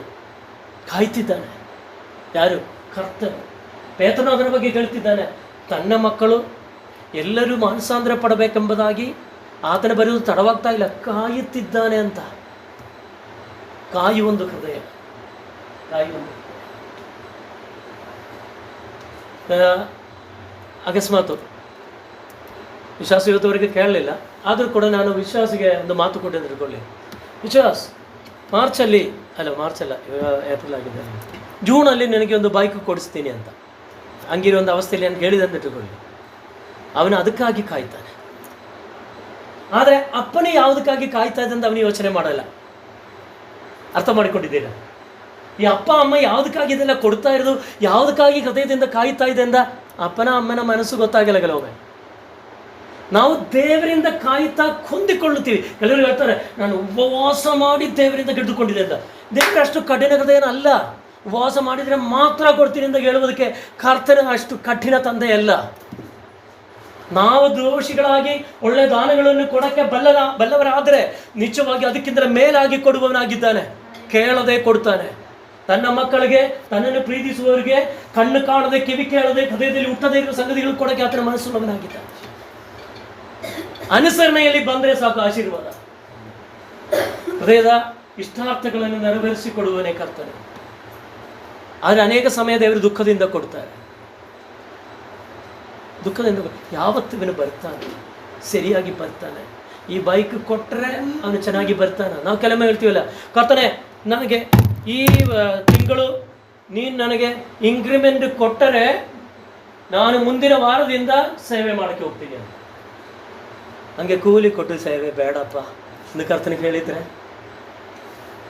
ಕೂಲಿ ಆಳುಗಳು ಬೇಡ ನನಗೆ ಅಂತ, ಮಕ್ಕಳದ್ದು ಆಸರಾಗಿದೆ ಸಾಕಂತ. ಅಲ್ವಾ? ಯೋಚನೆ ಮಾಡಿ, ಕರ್ತನ ದುಃಖ. ಇವಾಗ ಅದೇ ಥರ ಅದು ದೇವರಿಗೆ ಹೇಳೋ ಪ್ರಕಾರ ಮಕ್ಕಳು ಹೇಳಿದರೆ, ಅಪ್ಪ ಅಮ್ಮ ಈ ಸತಿ ನನಗೆ ಒಂದು ಲ್ಯಾಪ್ಟಾಪ್ ಕೊಟ್ಟರೆ, ಹೊಸ ಲ್ಯಾಪ್ಟಾಪ್ ಇಲ್ಲಾಂದರೆ ಹೊಸ ಮೊಬೈಲ್ ಕೊಟ್ಟರೆ ನಾನು ನಿಮಗೆ ಎಲ್ಲ ದಿನ ಎದ್ದು ಬೆಳಗ್ಗೆ ಸಹಾಯ ಮಾಡ್ತೀನಿ ಅಂತ. ಅಪ್ಪ ಅಮ್ಮ ಅಂದ್ಕೊಂಡೆ, ಕೊಟ್ಟರೆ ಸ್ವೀಟಿ ಮಾಡ್ತಾಳಂತ. ಹೆಂಗೋ ಕಷ್ಟಪಟ್ಟು ಸಾಲ ಎಲ್ಲ ತೊಗೊಂಡು ಮಕ್ಕಳು ಚೆನ್ನಾಗಿ ಬಂದರೆ ಚೆನ್ನಾಗಿರುತ್ತೆ ಅಂತ ಇಟ್ಟುಕೊಂಡು ಹಾಗೆ ಕೊಟ್ಬಿಟ್ಟಿದೆ ಅಂತ ಇಟ್ಟುಕೊಳ್ಳಿ. ಅವ ನನಗೆ ಒಂದು PUC ಆಗಿದೆ ಅಂತ ಇಟ್ಟುಕೊಳ್ಳಿ. ಆವಾಗ ಕಷ್ಟಪಟ್ಟು ಸಾಲ ತೊಗೊಂಡು ಕೊಟ್ಬಿಟ್ಟೆ, ಮಗು ಒಳ್ಳೇದಾಗ್ತಾನಲ್ಲ, ಒಳ್ಳೆಯದಾಗ್ತಾಳಲ್ಲ. ಆದಮೇಲೆ ಅಮ್ಮ ನಿಮಗೆ ಗೊತ್ತಿದೆಲ್ಲ, ಇದರಲ್ಲಿ ಆನ್ಲೈನ್ ನಾನು ಬಿಸಿ ಆಗಿದ್ದೀನಿ ಗೊತ್ತಾಯ್ತಲ್ಲ. ಕೊಟ್ಟಿರುವ ಆಶೀರ್ವಾದದಲ್ಲಿ ಬಿಸಿಯಾಗಿ ದೇವರಿಗಾಗಿ ಒಂದು ಕರಪತ್ರಿಕೆ ಕೊಡೋಕೆ ನಮಗೆ ಸಮಯ ಇಲ್ಲದೆ ಬಂದರೆ ಕರ್ತನ ದುಃಖ. ಶೌಲನ ಬಗ್ಗೆ ದೇವರಿಗೆ ದುಃಖ ಬಂದಿರೋದು ಅದಾಗಿದೆ. 1 ಸಮುವೇಲ 63ನೇ ಅಧ್ಯಾಯ, ಸಾರಿ 1 ಸಮುವೇಲ 8ನೇ ಅಧ್ಯಾಯ ಬೇಡ, 1 ಸಮುವೇಲ 15ನೇ ಅಧ್ಯಾಯ 10-11 ವಾಕ್ಯಗಳು ಅದೇ ಬೆಸ್ಟ್. 1 ಸಮುವೇಲ 15ನೇ ಅಧ್ಯಾಯ 10-11 ವಾಕ್ಯಗಳು.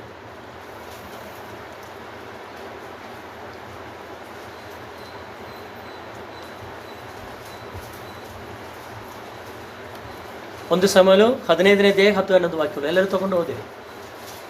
ಓದುವಾಗ ನಮಗೆ ಸ್ವಲ್ಪ ಒಂದು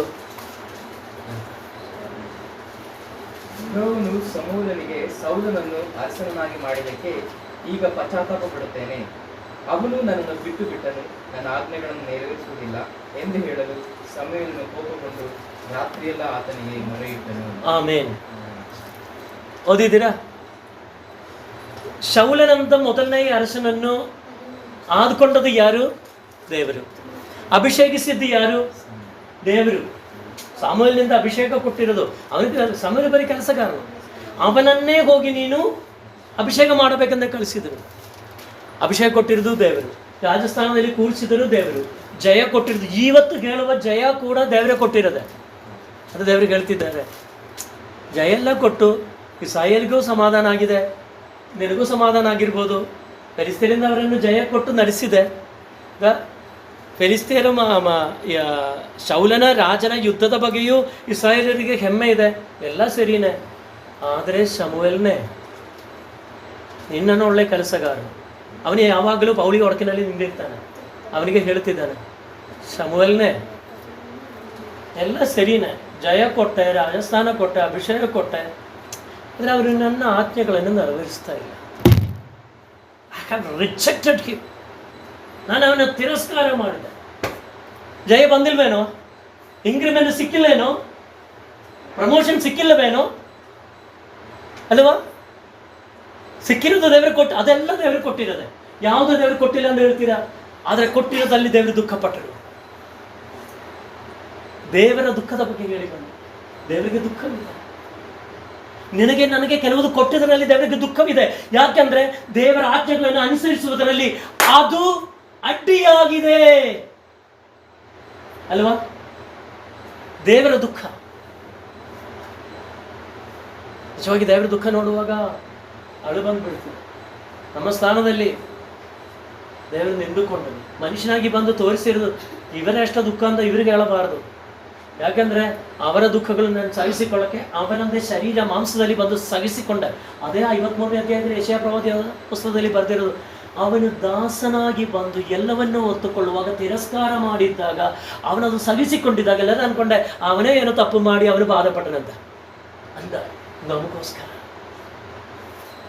ಶಿಲುಬೆಯಲ್ಲಿ ಕಾಣುವಂಥದ್ದು ಅದಾಗಿದೆ.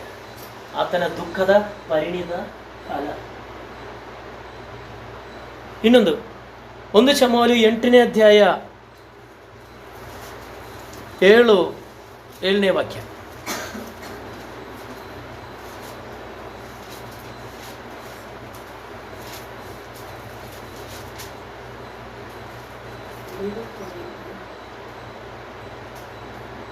ಓದ್ತೀರಾ? ಯೆಹೋವನನ್ನು ಪ್ರಾರ್ಥಿಸಲು ಸಮುವೇಲನು ದುಃಖಪಟ್ಟು ಯೆಹೋವನನ್ನು ಪ್ರಾರ್ಥಿಸಲು ಆತನು ಅವನಿಗೆ, ಜನರು ಹೇಳಿದಂತೆಯೇ ಮಾಡು, ಅವರು ನಿನ್ನನ್ನಲ್ಲ ನನ್ನನ್ನು ತಿರಸ್ಕರಿಸಿದ್ದಾರೆ, ನನ್ನ ಆಳ್ವಿಕೆ ಬೇಡ ಎನ್ನುತ್ತಾರೆ. ದೇವರ ದುಃಖ ನೋಡಿ. ಅವರಿಗೆ ರಾಜನನ್ನಂತ ಕೇಳಿದ್ದಾಗ ಕೆಲಸದವರಿಗೆ ದುಃಖ ಬಂತು. ನಾನು ಸೇವಿಸುವ ನನ್ನ ದೇವರನ್ನು ಅವರು ಬಿಟ್ಟುಬಿಟ್ಟಿದ್ದಾರಲ್ಲ. ಮೊರೆ ಇಟ್ಟ. ಪೌಳಿ ಒಡಕಿನಲ್ಲಿ ಸದಾ ನಿಲ್ಲುವ ಒಬ್ಬ ಮನುಷ್ಯನಾಗಿದ್ದಾನೆ ಶಮುವೇಲನು ಮೋಶೆ ಇವರಿಬ್ಬರಾಗಿದ್ದರೆ ವಾಕ್ಯದಲ್ಲಿ ಪೌಳಿ ಒಡಕಿನಲ್ಲಿ ನಿಂದು ದೇವರ ಮುಂದೆ ತುಂಬ ಪ್ರಾರ್ಥನೆ ಮಾಡಿದ ವ್ಯಕ್ತಿಗಳಂದ್ರೆ ದೇವರು 2-3 ಸತಿ ಅರಿಕೆ ಮಾಡಿದ್ದಾರೆ.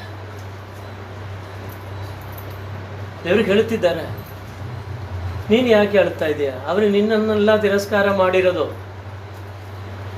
ರಾಜಸ್ಥಾನದಿಂದ, ಅವರ ಆಳ್ವಿಕೆಯ ಸ್ಥಾನದಿಂದ ಅವರು ನನ್ನನ್ನೇ ತಿರಸ್ಕಾರ ಮಾಡಿದ್ದಾರೆ. ನಾವು ಯೋಚನೆ ಮಾಡಬೇಕು.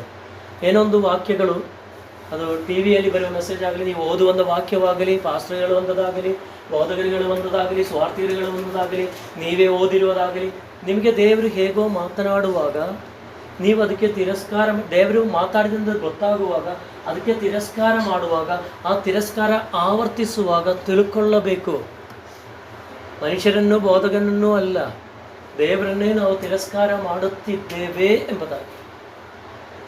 ಅವಾಗ ಏನಾಗುತ್ತದೆ? ಇದು ದುಃಖಪಟ್ಟು ಕರ್ತನಿಗೆ ಹೇಳಿದ ಮಾತಾಡಿ ಅಲ್ವಾ? ಉದಾಹರಣೆ, ಒಂದು ಕಡೆ ನನ್ನ ಮಗ ಹೋದ, ನಮಗೆ ಪರಿಚಯ ಇರುವ ಒಂದು ಕುಟುಂಬದಿಂದ. ನನ್ನ ಮಕ್ಕಳು ಹೋದಾಗ ಆ ಮಕ್ಕಳನ್ನು ಮನೆಯಲ್ಲಿರು ಕೇವಲವಾಗಿ ಎಣಿಸಿಕೊಂಡು ಮುಖ ತಿರುಗಿಸಿದ್ರು. ಆ ಮಕ್ಕಳು ತುಂಬ ಇನ್ನೂ ಚಿಕ್ಕ ಮಕ್ಕಳು, ಸ್ಕೂಲಲ್ಲಿ ಓದುವರು.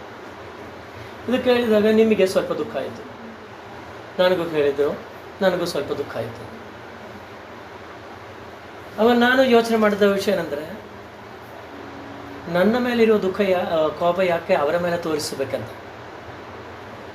ನನ್ನ ಮಕ್ಕಳ ಮೇಲೆ, ಮಕ್ಕಳು ಚಿಕ್ಕವರಲ್ವ, ಅವರ ಮೇಲೆ ಯಾಕೆ ತೋರಿಸ್ಬೇಕು? ಈಗ ಒಬ್ಬರಿಗೆ ನನ್ನ ಮೇಲೆ ಕೋಪ ಬಂದರೆ ಅವರು ನನ್ನ ಮಕ್ಕಳ ಮೇಲೆ ತೋರಿಸಿದ್ರೆ, ಇದೇ ಪ್ರಕಾರ ದೇವರು ಹೇಳ್ತಿದ್ದಾರೆ ಸಮುವೇಲನಿಗೆ, ಮಗನೇ ಅವರು ನಿನ್ನನ್ನೆಲ್ಲ ತಿರಸ್ಕಾರ ಮಾಡಿರೋದು, ನಿನ್ನನ್ನು ತಿರಸ್ಕಾರ ಮಾಡೋದು ಅವ್ರಿಗೆ ನನ್ನನ್ನೇ ತಿರಸ್ಕಾರ ಮಾಡಿದೆ ಅಂತ. ಇದು ಯೇಸು ಕ್ರಿಸ್ತನು ಸ್ಪಷ್ಟವಾಗಿ ತಿಳಿಸಿದ್ರು. ಈ ನನ್ನ ಚಿಕ್ಕವರಲ್ಲಿ ಯಾರನ್ನಾದರೂ ನೀವು ಮಾಡದೇ ಇರುವಾಗ, ನೀವು ಅವರಿಗೆ ಬೇಕಾದರೂ ಮಾಡದೇ ಇರುವಾಗ ನನಗೆ ಮಾಡದೇ ಇದೆಯಾ ಅಂತ. ಶೌಲನನ್ನು ದೇವರು ಪೌಲನನ್ನಾಗಿ ಮಾಡಿದೆ ಅಂತ ಅನೇಕರು ಹೇಳ್ತಾರಲ್ಲ. ಅಂದರೆ ಶೌಲನು ಇಬ್ರಿಯ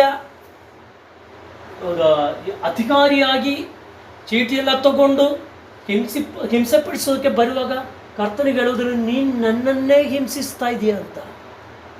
ಯೇಸು ಕ್ರಿಸ್ತನು ಅವನಿಗೆ, ಶೌಲನಿಗೆ ಹೇಳಿದ ಮಾತು. ಅಂದರೆ ನಾವು ದೇವರ ದಾರಿಯಲ್ಲಿ ನಡೆಯುವಾಗ ನಮ್ಮ ಮೇಲೆ ಯಾರಾದರೂ ಏನಾದರೂ ಮಾಡಿದರೆ ಕರ್ತನು ದುಃಖ ಆಗುತ್ತದೆ. ಯಾಕಂದರೆ ನನ್ನ ಮೇಲೆ ಚುಚ್ಚಿದಂತೆ ಆಗುತ್ತದೆ. ಇದೇ ಪ್ರಕಾರ ನಾವು ಇದರ ವಿಶ್ವಾಸಿಗಳ ಮೇಲೆಯೂ ಇದರ ಮೇಲೆಯೂ ತೀರ್ಪು ಮಾಡುವಾಗಲೂ, ಅವರಿಗೆ ಎದುರಾಗಿ ಗುಣಗುಟ್ಟುವಾಗಲೂ ಬರುವಂಥ ವಿಷಯ ಕರ್ತನ ಮೇಲೆ ಗುಣಗುಟ್ಟುವಂಥ ಪ್ರಕಾರ ಇರುತ್ತದೆ. ಬಡವರ ಮೇಲೆ ಹೇಳಿದ್ರು ಅದೇ ವಿಷಯ. ಜ್ಞಾನೋಕ್ತಿಗಳಲ್ಲಿ ಬರೆದಿದೆ, ಬಡವರಿಗೆ ಆಶ್ರಯ ಸ್ಥಾನ ಯೆಹೋವನಾಗಿದ್ದಾನೆ, ಬಡವರಿಗೆ ಕೊಡುವವನು ಯೆಹೋವನಿಗೆ ಸಾಲ ಕೊಡುವರು ಅಂತ ಹಂಗೇನೆ ಬರೆದಿದೆ.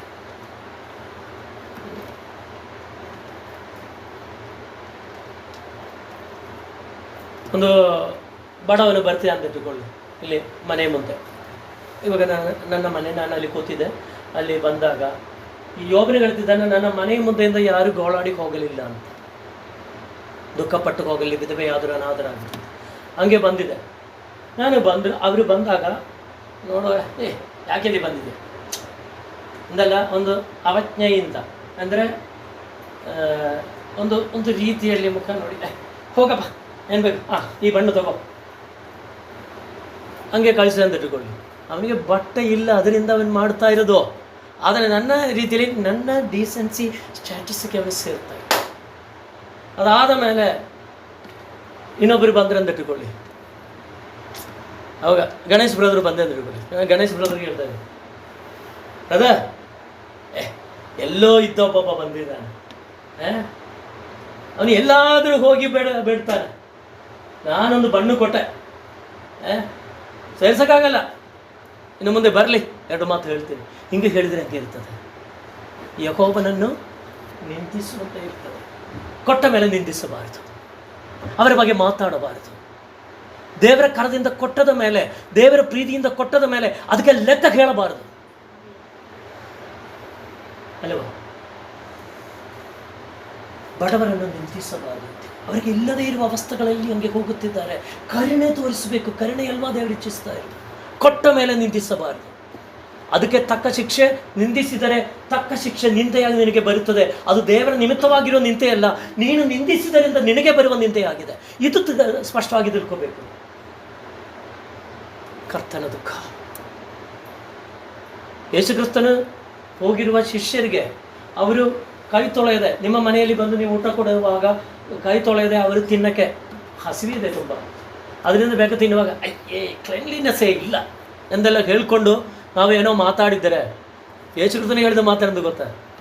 ಫರಿಸಾಯರೇ, ತಿನ್ನೋದಲ್ಲ, ಒಳಗಡೆ ಹೋಗೋದಲ್ಲ ನಿನ್ನ ಅಶುದ್ಧಿ ಮಾಡೋದು, ನಿನ್ನ ಹೃದಯದ ಒಳಗಡೆಯಿಂದ ಬರೋದೇ ನಿನ್ನ ಅಶುದ್ಧಿ ಮಾಡುವುದಂತ. ಅವರಿಗೆ ಹಸಿವೆ ಶರೀರದ ಶುದ್ಧಿಕ್ಕಿಂತಲೂ ಮುಖ್ಯ. ನೋಡಿರ್ತೀರಲ್ಲ, ನಾನು ಕಣ್ಣಾರೆ ನೋಡಿದ್ದೀನಿ. ಇಲ್ಲಿ ಬಂದಿರೋ ಒಂದು ಸೇವಕ ನನಗೆ ತಿಂದಿರುವ ಒಂದು ಸಮಯ ಇದೆ. ಕಸ ತೊಟ್ಟಿಯಿಂದ, ಹೋಟೆಲ್ನ ಪಕ್ಕದಲ್ಲಿರುವ ಕಸ ತೊಟ್ಟಿಯಿಂದ ಊಟ ತೆಗೆಯೋದು ನಾನು ಕಣ್ಣಾರೆ ನೋಡಿದ್ದೇನೆ. ತುಂಬ ಕಷ್ಟ ಬಂತು. ಒಬ್ಬರಿಗೆ ಹಂಗಿರೋ ಒಂದು ಸಂದರ್ಭದಲ್ಲಿ ಹೋಟೆಲಿಂದ ತಗೊಂಡು ಕೊಟ್ಟಿದ್ದೀನಿ. ನಾವು ಕರುಣಿಸಬೇಕು, ಬಡವರಿಗೆ ತೀರ್ಪು ಮಾಡಬಾರ್ದು. ಅವರು ಕ್ಲೀನ್ ಅಲ್ಲದೆ ಇರ್ಬೋದು, ಯಾಕೆಂದರೆ ಲೋಕದಲ್ಲಿ ಕಾಣುವ ಕ್ಲೀನ್ಲಿನೆಸ್ಕ್ಕಿಂತಲೂ ಹೆಚ್ಚಾಗಿ ಅವರ ಹಸಿವೆ ಅವರಿಗೆ ಮುಖ್ಯವಾಗಿದೆ. ಪ್ರಾಣ ಉಳಿಸಿಕೊಳ್ಳಬೇಕಾಗಿದೆ. ಬುದ್ಧಿಹೀನರಾಗಬಾರದು ನಾವು. ಕರ್ತನಿಗೆ ದುಃಖ ಇದೆ. ಕಡೆಯದಾಗಿ ಒಂದು ವಾಕ್ಯ ಕೂಡ ಹೇಳಿ ನಾನು ಮುಗಿಸ್ತಾ ಇದ್ದೀನಿ. ಲೂಕನ ಬರೆದ ಸುವಾರ್ತೆ 19ನೇ ಅಧ್ಯಾಯ 41ರಿಂದ 44 ವಾಕ್ಯಗಳು. ಅದು ಹೇಳಿ ನಾವು ಮುಗಿಸೋಣ ಇವತ್ತಿನ ವಿಷಯ.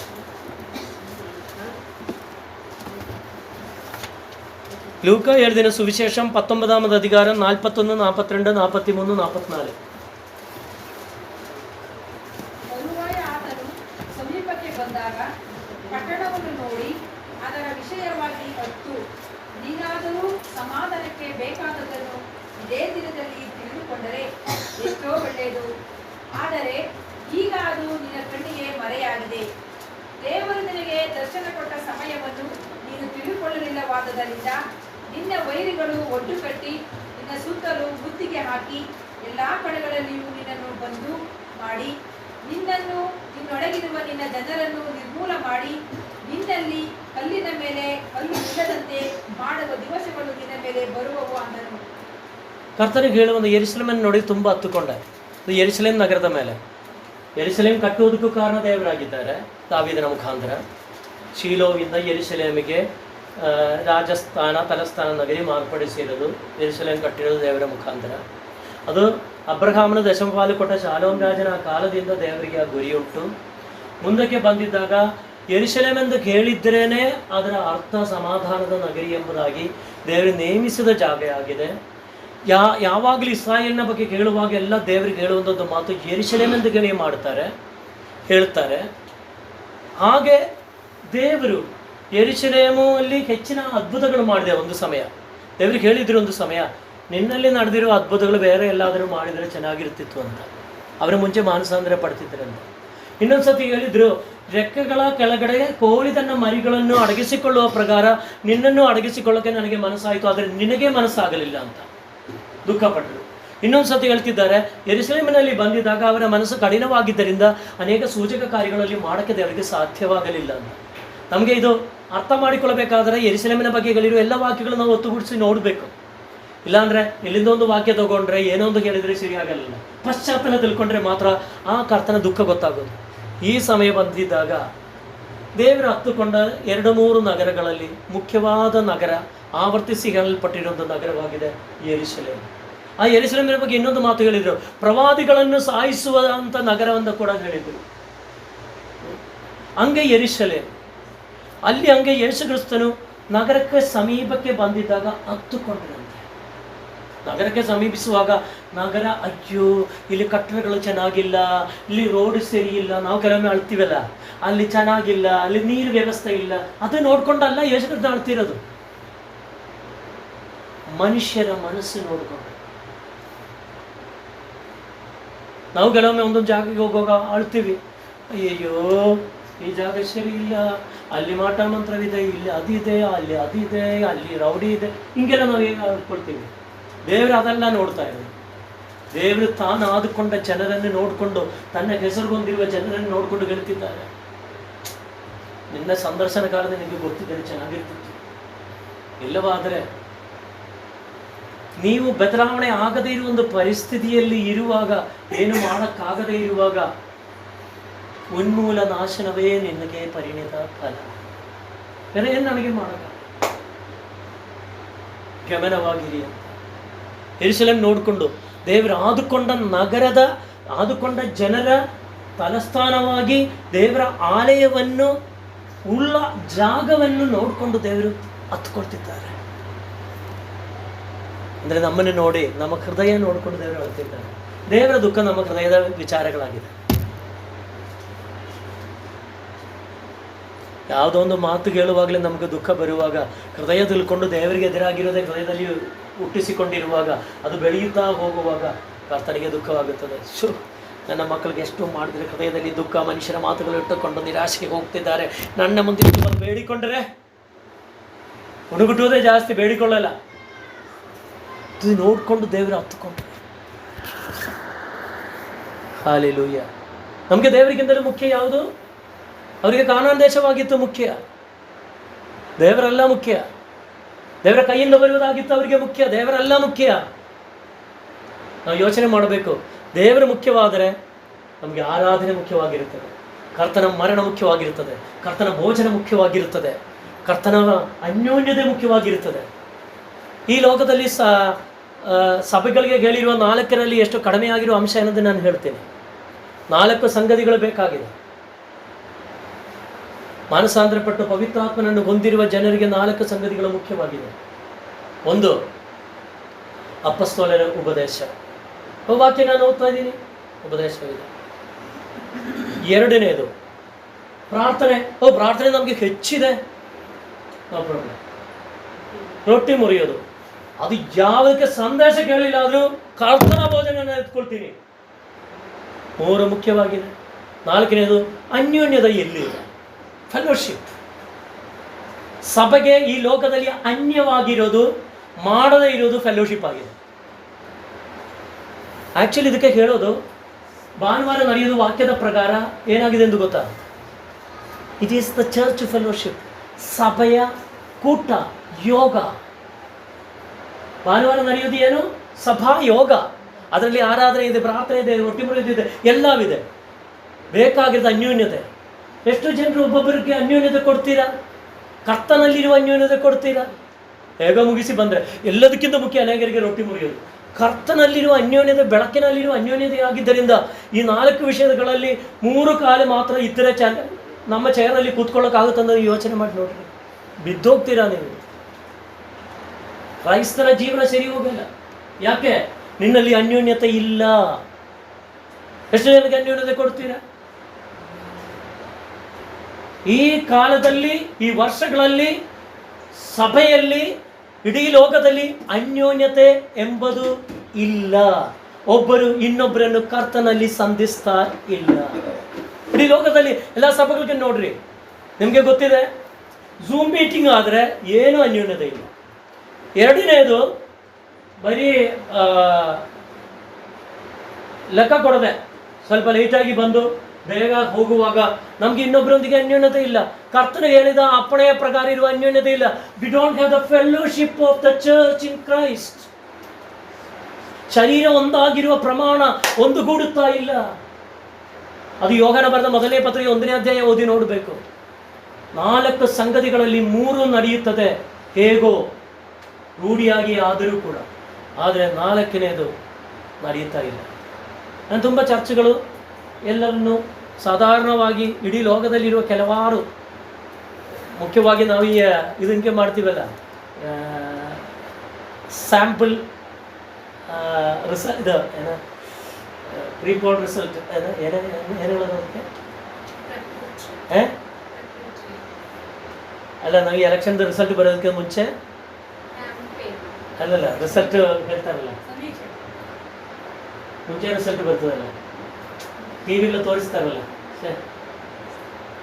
ಆ್ಯಕ್ಚುಯಲ್ ರಿಸಲ್ಟ್ ಬರುವುದಕ್ಕಿಂತ ಮುಂಚೆ ಟಿವಿಗಳೆಲ್ಲ ಇಷ್ಟು ಸೀಟ್ ಇವರಿಗೆ ಸಿಗುತ್ತೆ, ಇಷ್ಟು ಸೀಟ್ ಇವರಿಗೆ ಸಿಗುತ್ತೆ ಅಂತ ಹೇಳ್ತಾರಲ್ಲ.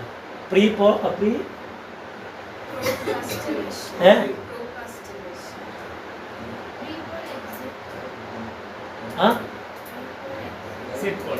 ಎಕ್ಸಿಟ್ ಪೋಲ್ ರಿಸಲ್ಟ್ಸ್ ಮುಂಚೆ ಬರೋದು, ಆ್ಯಕ್ಚುಯಲ್ ರಿಸಲ್ಟ್ ಬರೋದಕ್ಕಿಂತ ಮುಂಚೆ. ಅವಾಗ ಎಲ್ಲ ಕಡೆ ಇರುವ ಅದೇ ಪ್ರಕಾರ ಆವಾಗ ಅವರು ನಿನ್ನೆ ನೋಡಿದೆ 1350 ಪ್ರತಿಯೊಂದು ಚುನಾವಣೆ ಕ್ಷೇತ್ರದಿಂದಲೇ ಅವರು ತಗೊಂಡು ಎಲೆಕ್ಷನ್ ಹೆಂಗೆ ಬರುತ್ತದೆ, ರಿಸಲ್ಟ್ ಹೆಂಗೆ ಬರ್ತದೆ ಈಗ ಹೇಳುತ್ತಿದ್ದಾರೆ ಅಂತ. ಈ ಪ್ರಕಾರ ಇಡೀ ಲೋಕದಲ್ಲಿರುವ ಎಲ್ಲ ಸಭೆಗಳಿಂದಲೂ ಸ್ವಲ್ಪ ಮುಖ್ಯವಾದ ಸಭೆಗಳು, ಒಳ್ಳೆಯ ಸಭೆಗಳನ್ನು ಹೇಳುವ ಸಭೆಗಳೆಲ್ಲ ಯೋಚನೆ ಮಾಡಿ ನೋಡುವಾಗ ಇವರಲ್ಲಿ ಎಲ್ಲ ಕಡಿಮೆಯಾಗಿ ಬರುತ್ತಾ ಇರುವ ಒಂದು ವಿಷಯ, ದೇವರೊಂದು ದಿನ ಕೇಳ್ತಾರೆ, ಫೆಲ್ಲೋಶಿಪ್ ಇಲ್ಲ ಅಂತ, ಅನ್ಯೋನ್ಯತೆ ಇಲ್ಲ ಅಂತ. ಆದಿಮ ಶತಮಾನದಲ್ಲಿದ್ದ ಅನ್ಯೋನ್ಯತೆ, ಒಂದುಗೂಡಿಸುವಿಕೆ, ಬೇರೆ ಎಲ್ಲ ಇದೆ, ಅನ್ಯೋನ್ಯತೆ ಇಲ್ಲ. ಅಂದರೆ ಅನ್ಯೋನ್ಯತೆ ಇಲ್ಲ ಅಂತ ಹೇಳುವಾಗ ಕ್ರಿಸ್ತನ ಶರೀರವಾಗಿರುವ ಸಭೆಯಲ್ಲಿ ಕೈಯೊಂದು ಕಡೆ, ಕಾಲೊಂದು ಕಡೆ, ಕಣ್ಣೊಂದು ಕಡೆ ಹೆಂಗಿರ್ತದೆ ಅದು? ಎಕೆಚ್ಕೇಲ್ ಪುಸ್ತಕದಲ್ಲಿ 37ನೇ ಅಧ್ಯಾಯದಲ್ಲಿ ಇಸ್ರಾಯೇಲ್ ಜನರು ಹೆಂಗೆ ಚದರಿ ಎಲುಬುಗಳಾಗಿ ಬಿದ್ದಿದೆಯೋ ಆ ಪ್ರಕಾರ ಇದೆ.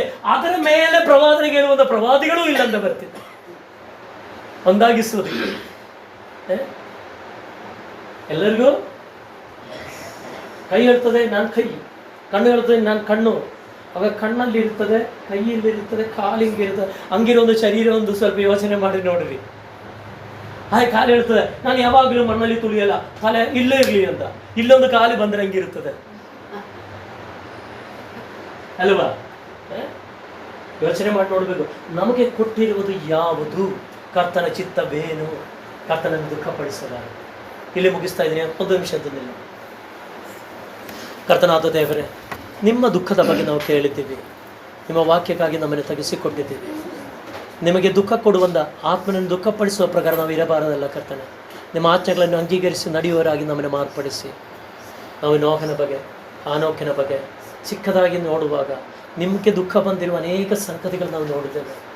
ನಮ್ಮ ಹೃದಯವನ್ನೇ ನೀವು ನೋಡ್ತಾ ಇದ್ದೀರಾ, ಯಾವಾಗ ನಾವು ನಿಮ್ಮನ್ನು ಪ್ರೀತಿಸ್ತಾ ಇರ್ತೀವಿ ಅಂತ. ನೀವು ನಮ್ಮ ಬಗ್ಗೆ ದುಃಖಪಟ್ಟಿದ್ದಲ್ಲ, ಎಷ್ಟೋ ಸಮಯ ದುಃಖಪಟ್ಟಿರ್ತದೆ.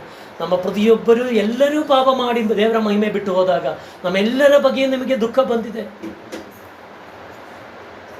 ಕ್ಷಮಿಸಿ ಕರ್ತನೆ, ಕ್ಷಮಿಸಿ. ಯೇಸುವಿನ ಪರಿಶುದ್ಧ ನಾಮದಲ್ಲಿ ತಂದೆ.